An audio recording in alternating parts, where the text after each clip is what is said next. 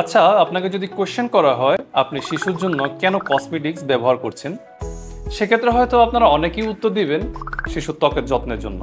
আচ্ছা, আপনাকে যদি আমরা আরও ডিপলি কোয়েশ্চেনটা করি, শিশুর কোন ধরনের ত্বকের যত্নের জন্য আপনি কসমেটিক্স ব্যবহার করছেন, হয়তো এর উত্তর আপনারা অনেকেই ভেবে দেখেননি। আমরা সাধারণত শিশুর ত্বক পরিষ্কার রাখার জন্য, শিশুর শরীরে আর্দ্রতা বা ময়শ্চারাইজিংয়ের জন্য অথবা শিশুর র্যাশের জন্য আমরা কসমেটিক্স ইউজ করে থাকি।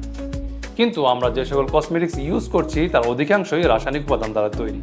যদিও কসমেটিক্সগুলো শিশুর শরীরের উপযোগী করে, অর্থাৎ কসমেটিক্সগুলোতে পিএইচ এর মান ব্যালেন্স করে শিশুর উপযোগী করে তৈরি করা হয়, তারপরেও আপনাদেরকে একটা কোশ্চেন করতে চাই, যদি ধরুন আপনার কাছে কোনো অপশন থাকে, যেমন shea butter, cocoa butter, extra virgin coconut oil, olive oil ইত্যাদি প্রাকৃতিক উপাদান দ্বারা তৈরি কোনো কসমেটিক্স যদি আপনাকে অফার করা হয়, তাহলে আপনি কোনটি গ্রহণ করবেন? রাসায়নিক উপাদানযুক্ত কসমেটিক্স নাকি প্রাকৃতিক কসমেটিক্স? আমাদেরকে কমেন্ট করে জানাবেন। প্রকৃতির ভালোবাসা, শিশুর সুস্থতা।